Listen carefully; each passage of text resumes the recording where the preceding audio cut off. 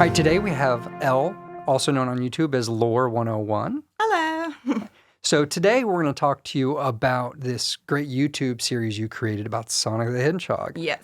And specifically, I want to ask, how'd you come up with the idea? And then after you had that, how do you develop the vast variety of skills needed to implement something like what you've done? Well, so I have two Sonic the Hedgehog series, audio series on YouTube. The first is Letting Go of Hope, and the second is Unleashing Hope.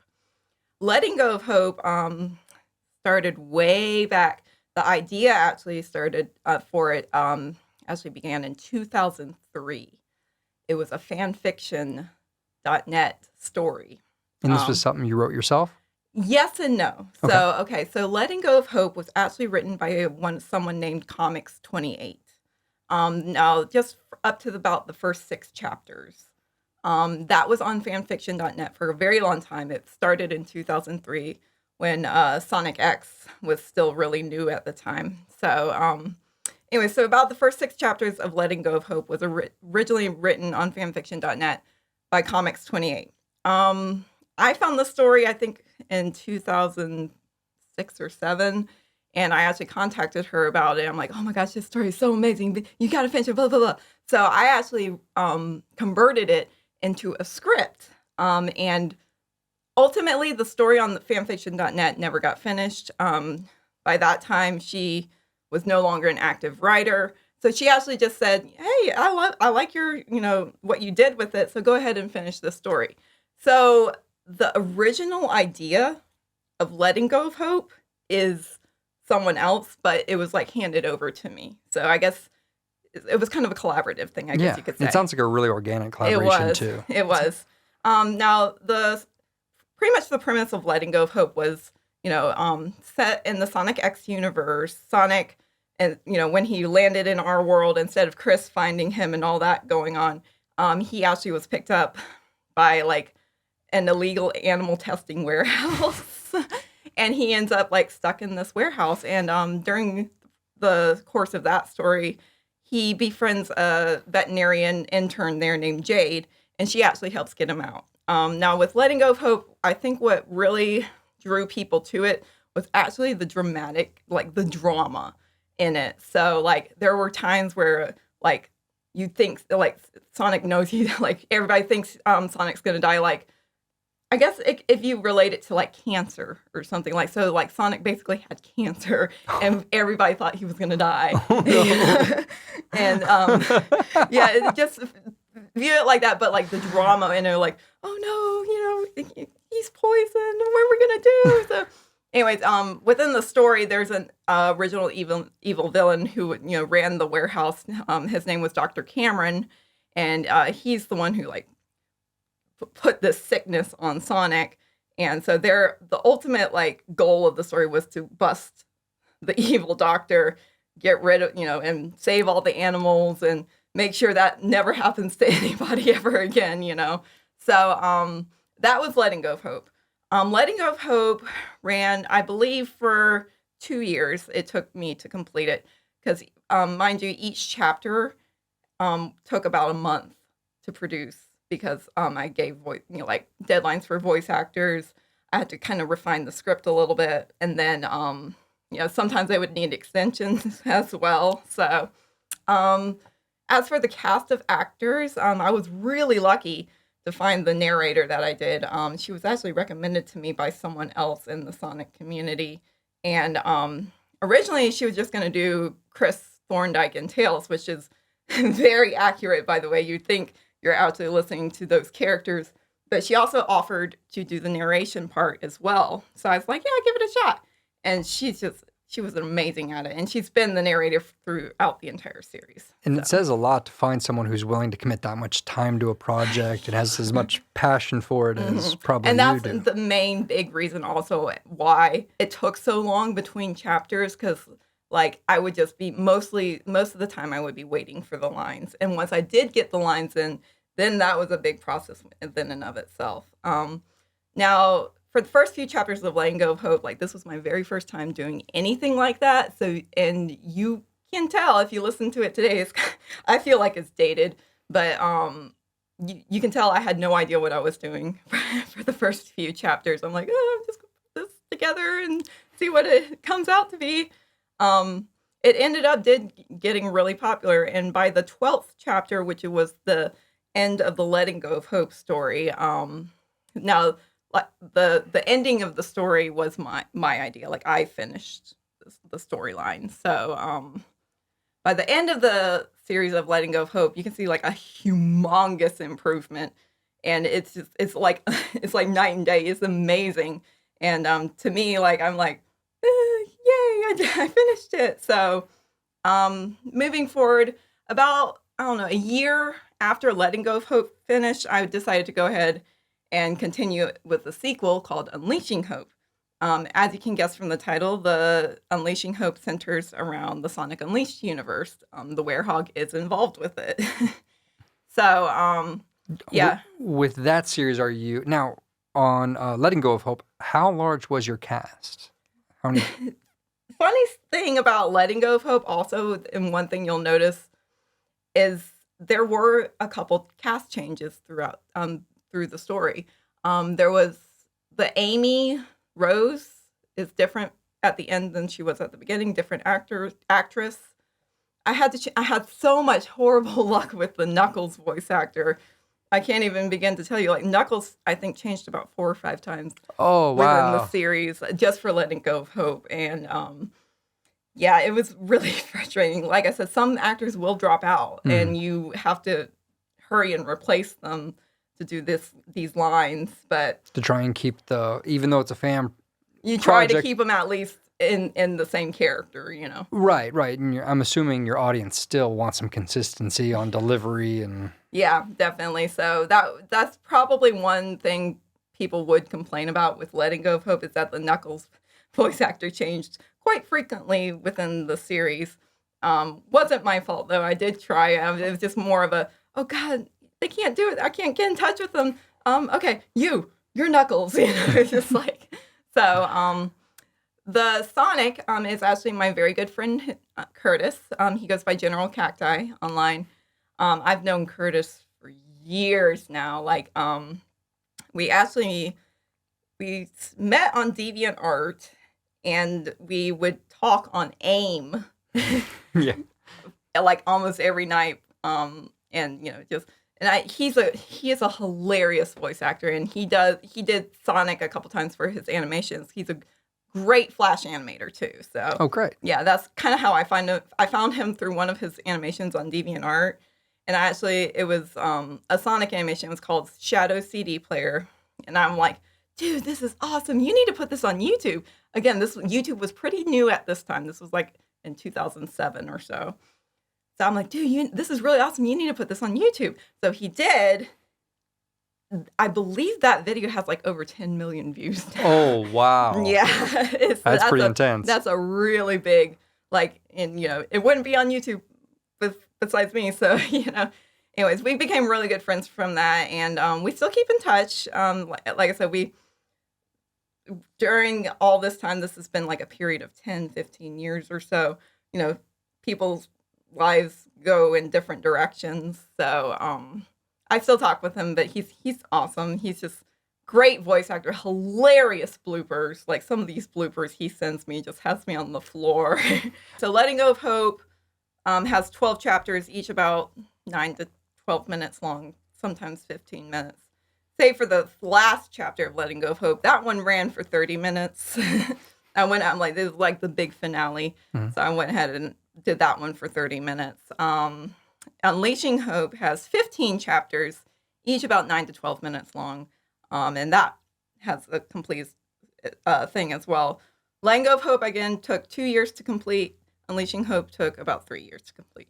Now, what made you want to do an audio series and not... like anything visual? Right. Well, one thing about me in particular is I can't draw at all. I have, like... Do not ask me to draw anything because I actually have really horrible anxiety about it. I remember I had to take a drawing class for one of my prerequisites in college, and my parents had to hire somebody to sit with me and calm me down while I was doing the assignments because I would just like have a freak out. I'm like, I can't draw. So anyway, and even then I barely passed the class with a C. That's just how bad I am at drawing. But so that being said, I can't draw worth crap. And I didn't really want to depend on anyone else, to draw for me, particularly when I had no money to commission anybody to do so. So I just thought about it. I'm like, you know what? I'm just going to go ahead and make it like a story. Like, because everybody, like, if you think about, like, when you're young, you love to be read stories by your parents or your teachers or whatever. You're sitting in class and the teachers would read stories to you. So I kind of took it as that approach, like, you're being told the story. Right. And you did a little more than that because you've got all of the sound design elements in there as well. Multiple casts. I mean, it really is a full audio play. It is. Which is quite an undertaking for just an idea to flush the whole thing out. Yeah. So, particularly with Unleashing Hope. So basically the thing with Unleashing Hope was I'm definitely a whole lot better script writer than I am like a full-fledged fiction writer. So that being said, so I go ahead, I write the script, and I actually had 2 or 3 other people kind of look over it with me just to review it and critique it a little bit, tweak it if needed. And then I would finalize the script, and then I send the script to the actors. I usually gave them like a month, about 4 weeks to do their lines. And excuse me. It's okay. And even then, some had to ask for extensions, which I was very flexible with. I'm like, take what you need, but just get them to me when you can. And usually they would eventually give them to me, which is good. So once I got all the lines in, I would put that together. So basically it's a narration. So narration and the characters all are on, and I would do it in sections too, because it's like a 15-minute thing once it's complete. So I put all the raw lines together, all the characters and the narrator talking. Then I put the sound effects on there, and then I do the background music. And it was really cool how pretty much about 99% of the background music in my audio series are royalty-free from newgrounds.com. Wonderful little site. That was actually my next question. Where did you get your sound effects and your music? And you beat me to it. That's great. Yeah. So newgrounds.com, great royalty-free background music site. And the way I would find particular songs for particular scenes was I would literally just type in a word that related to the scene. So it's kind of funny. Like you might notice it because I have the song list of each background song I used for each part. There was, I guess in Letting Go of Hope, there was like one part where Sonic was sick and you can hear him throwing up. Oh, cool. And there's a song in the background that's titled is literally Grimace and Vomit. Like that's the name of the song that's playing in the background. So it's kind of title based, believe it or not. It's like, it's just stuff I would find by searching these words. And you got to go through a lot of them, mind you. Like the Newgrounds is just like a big plethora library of really just random songs. And some of them you would click on, it would go boom, like it would hurt your ears. I'm like, oh my God. So I felt like those like were prank ones, like click this, like clickbait kind of thing. So those were always fun. So. That's so great. So you released it. And one of the things I'd like to let the audience know is this feels like a very niche topic, and Sonic is a very beloved property. It's something that's been around, especially for people of our generation. Oh, yeah. But, you'd still think it would have a small audience. I mean, I checked again today. Your channel has over 21,000 subscribers, and then a lot more than that on each of these series. Did that surprise you? It actually did. Now, it's always good to promote. Like link it wherever you can. And that's kind of what I did, particularly with Unleashing Hope series. Also, a great thing for promotion is commissioning artists on DeviantArt to draw a scene of what you want. So there's actually a good number of fan arts on DeviantArt that are portraying a scene from the story. Most of those, not all, but some of those are commissions. Like I paid the artist to draw this scene, and they would, post it and thus link, like, this is from this image is a scene from this, and they would link it, and that's a good way to get views as well. So definitely it's with niche marketing, like, you need to find artists and people. Like, all the artists I commissioned are popular artists within the Sonic community. So if you're doing you have to find something that's along that matches up everybody's interest. So in order to reach a good audience, find an artist that is popular because of this thing or whatever, and sometimes you can get really good prices on commissions, sometimes you can't. It just depends on the time of year, honestly. Like, sometimes I'll do holiday specials and whatnot, and those are good to take advantage of if you're ever commissioning on DeviantArt. So. Wow, I didn't know that there was a time of year. I know a lot of the work I do, there are slow and there are busy times throughout the year that just happen to be the ebb and flow of those areas. But even something like design with fan projects, you can run into that. Oh yeah. And and also with artists, depending on their popularity, their commission slots will run out real quickly as soon as they open them, 5 spots filled. So you got to be kind of on the ball with that as well. It's like a bidder, I feel like an auction, oh, me. So anyways, I was really lucky actually to have one artist in particular I commissioned. His name is Dark Speeds. I believe he did some stuff for the Sonic comics in the past, for Archie. I believe he did some promotional material for that. Anyways, he opened up commissions, and I immediately jumped on him, me! So I went ahead and commissioned him, and he did an awesome, really neat piece from Unleashing Hope with the Werehog and Knuckles as a were-echidna, and they're battling each other in a fighting cage. So you can just picture that image. It's really epic looking. So.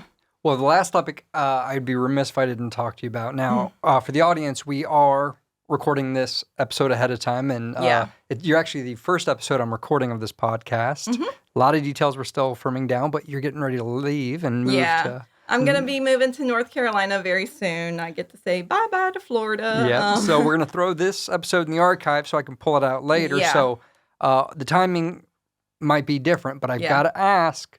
The Sonic movie coming out. Your reaction, the whole thing with the redesign. Goodness. Oh my goodness. Well, I'm actually not as active in the Sonic community as I used to be. I still love Sonic. I still self-proclaimed Sonic fan. But as for making new Sonic content or being with different Sonic projects, I'm not as active as I used to be with that. For a number of reasons. So. That being said, the Sonic movie, I'm glad they're fixing it. I really hope that they will give those animators a break in fixing it, though. I seriously doubt they can do much what they're promising in 6 months.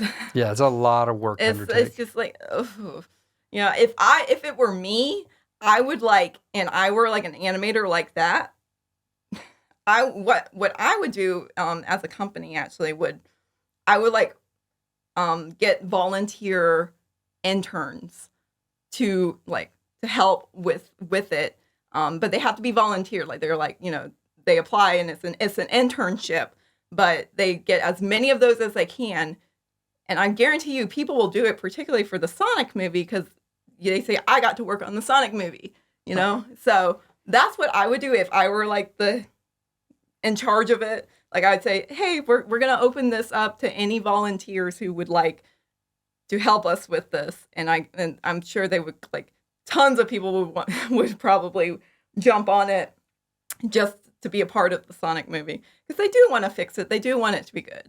Right. So. And we have time for maybe one or two more questions. And I really want to ask your next project that you're currently working on. Do you want to tell us a little bit about that? Yes. My next project is going to be called Wump World. For those who don't know what a wump is, it's basically just a fan fiction, fiction slang term for a character that goes through horrible things like torture and just emotional, mental abuse horrible things happen to these characters. And it's actually a genre of like storytelling, of writing and whatnot. This series is basically going to be featuring inhuman Wumpy characters. And again, a Wumpy is the character that's horrible things are happening to it. The difference between just regular old Wump stories and this series that I'm doing called Wump World is that there's always going to be a comfort at the end.